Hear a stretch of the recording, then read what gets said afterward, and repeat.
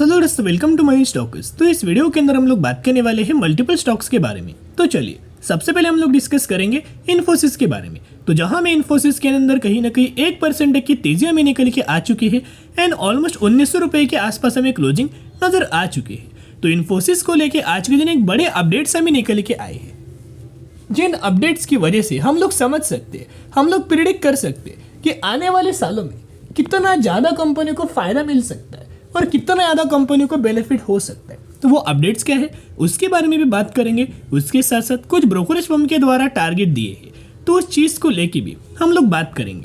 तो चलिए डिस्कस कर लेते हैं। अगर आप इन्फोसिस का पिछले 6 महीने का परफॉर्मेंस देखोगे तो पिछले 6 महीने में कंपनी के द्वारा 14% तक का तेजी हमें दे चुका है, यानी कि 14% तक का रिटर्न शेयर होल्डर्स को मिल चुका है। एंड जो इंपॉर्टेंट कंपनी का जो रेजिस्टेंस लेवल था, वो रेजिस्टेंस लेवल को बहुत इजीली कंपनी ने ब्रेकआउट किया, रिटेच किया। अभी शानदार तरीके से तेजी आ रहा है और ये बहुत शानदार तरीके से तेजी आ सकता है। तो चलिए अभी हम आ चुके अपडेट्स के ऊपर। यहाँ दोस्तों क्लियर कट क्या मेंशन किया, चलिए डिस्कस करते हैं। द जनरेटिव एआई यानी कि artificial intelligence will ensure strong hiring growth, Infosys CEO परेख। यानी कि दोस्तों बहुत सारे लोग बोल रहे हैं कि एआई की वजह से बहुत सारे सेगमेंट्स के अंदर हमें जॉब क्या होने वाले हैं, जाने वाले हैं, कैंसिल होने वाले हैं, एआई रिप्लेस करने वाला है जॉब्स को। लेकिन खुद इन्फोसिस के सीईओ के द्वारा बोला गया है कि जनरेटिव एआई की वजह से बहुत ज़्यादा जॉब्स का क्रिएशन होगा, यानी कि नए नए सेगमेंट्स को ये क्या करेंगे, नए नए सेगमेंट्स को ढूंढने वाले हैं और इससे नए नए सेगमेंट्स के अंदर इन्वेस्ट करेंगे, जिस वजह से बड़े बड़े हायरिंग्स हमें आने वाले समय में देखने को मिल सकते हैं। और इसका बेनिफिट, जनरेटिव एआई का बेनिफिट जो कंपनी यूज़ करेगा, यानी कि जो सर्विसेज एआई का बेनिफिट देगा या फिर सर्विसेज प्रोवाइड करेगा, उस कंपनी को तो बेनिफिट होगा ही होगा, राइट। और कहीं ना कहीं आने वाले सालों में आपको बताया कि पास्ट में भी कंपनीज के द्वारा, इन्फोसिस के द्वारा खुद बड़े बड़े इन्वेस्टमेंट एआई के अंदर किया हुआ है, आर्टिफिशियल इंटेलिजेंस के अंदर किया हुआ है, क्योंकि इनको पता है कि आने वाले सालों में एआई बहुत ज़्यादा इंपॉर्टेंट रोल प्ले करने वाला है, जो कि बहुत ज़्यादा टाइम सेव होने वाला है और जो प्रोडक्टिविटी होने वाला है किसी भी बिजनेस की, वो बड़ी शानदार तरीके से ग्रोथ हमें देखने को मिलने वाली है बहुत ही कम समय के अंदर। और ये सर्विसेज जो भी कंपनी प्रोवाइड करेगा वो कंपनी को भी बेनिफिट मिलेगा। तो कहीं ना कहीं विप्रो, इन्फोसिस, टीसीएस एआई के अंदर दोस्तों सर्विसेज अभी से हमें प्रोवाइड करना स्टार्ट किया है।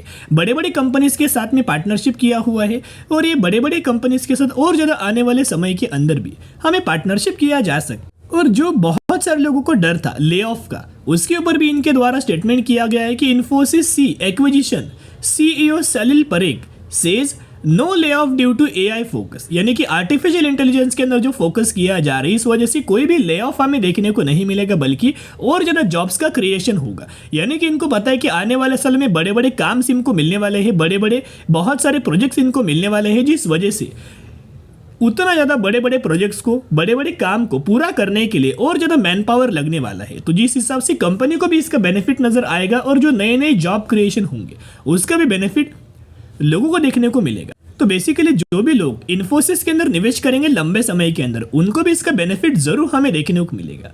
बेसिकली कंपनी का अगर आप आज के दिन का भी डिलीवरीज देखोगे तो ऑलमोस्ट हमें 64% तक का डिलीवरीज नजर आया। यानी कि समझ सकते हो कि बड़े बड़े प्लेयर्स की लगातार हर एक दिन दोस्तों बहुत बड़ा निवेश हमें किया जा रहा है। एंड यहाँ कब लोगों को पता लगेगा, जब ऑलरेडी कंपनी के अंदर बड़ी चीज़ें देखने को मिलेगा, उसके बाद लोगों को पता लगेगा कि ये मंथ के अंदर, ये साल में इतने सारे म्यूचुअल फंड्स ने बाइंग किया था, इतने सारे एफआईएस के द्वारा बाइंग किया गया था, इतने सारे फंड्स के द्वारा खरीदारी किया गया था। ये कब पता लगेगा, जब कंपनी के अंदर ऑलरेडी हमें तेजी नजर आएगा।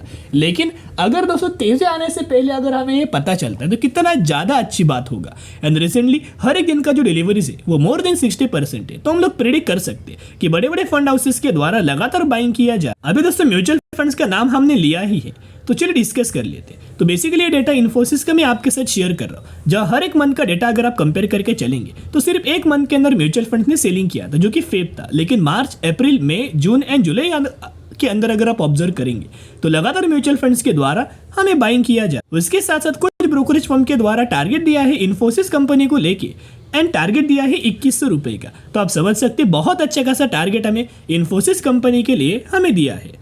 टारगेट देने करने के लिए वजह क्या था? एक तो एआई यानी कि आर्टिफिशियल इंटेलिजेंस रिगार्डिंग डील और बैंकिंग फाइनेंशियल सर्विसेज सेगमेंट आने वाले समय में बहुत अच्छा खासा काम कर सकता है, परफॉर्म कर सकता है, सेक्टर परफॉर्म कर सकता है। इस वजह से भी हमें टारगेट दिया है विप्रो, इन्फोसिस, टीसीएस के अंदर। और ये भी बोला गया था एक रिपोर्ट के अंदर कि 2024 एंड तक, दिसंबर 2024 एंड तक आईटी सेक्टर के अंदर बहुत अच्छे खासा बुलरन देखने को मिलने वाला है।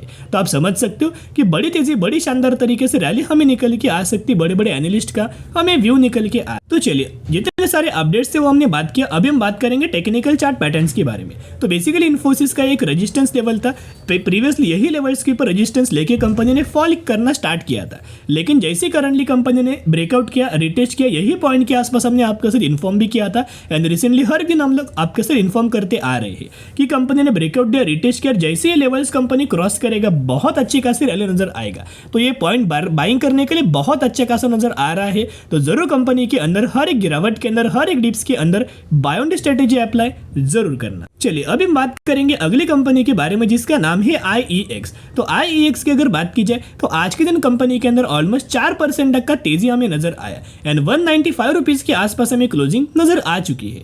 तो IEX की दोस्तों अगर बात की जाए तो बेसिकली ये कंपनी को बहुत पहले से हम लोग आपके साथ शेयर करते आ रहे, जब से कंपनी लगातार गिर रहा था, 130 रुपए पर भी कंपनी जब अवेलेबल था उस वक्त भी हमने आपके साथ बात किया था कि ये कंपनी के अंदर निवेश कब करना है, जब कंपनी के हर एक पैरामीटर ग्रो होंगे, जैसे कि कंपनी का रेवेन्यू हो, कंपनी का प्रॉफिट्स हो, कंपनी का अर्निंग पर शेयर हो, ये अगर ग्रो होंगे तो जरूर कंपनी के अंदर तेजी आएगा। तो उसी से रिलेटेड कंपनी के अंदर IEX के अंदर अभी तेजी आ रहा है। और ये जानना इंपॉर्टेंट है कि कंपनी के अंदर गिरावट क्यों हुआ था। अभी भी बहुत सारे लोग को डाउट है कि क्या सर अभी कंपनी के अंदर निवेश करना सही होगा, तो चलिए वो डिस्कस करते हैं। अभी भी देखोगे टॉप से लेकर करंट प्राइस तक IEX से कंपनी 34% तक की गिरावट के अंदर ट्रेड कर रहा है, यानी कि पिछले 5 सालों में अभी भी कंपनी 33% तक की गिरावट के ही अंदर हमें ट्रेड कर रहा है। तो ये गिरावट क्यों हो रहा था? क्योंकि हर एक कंपनी यानी कि IEX की अगर बात की जाए हर एक क्वार्टर के अंदर, प्रॉफिट्स के अंदर, रेवेन्यूज के अंदर, अर्निंग पर शेयर के अंदर, EPS के अंदर लगातार 200 गिरावट हो रहा था।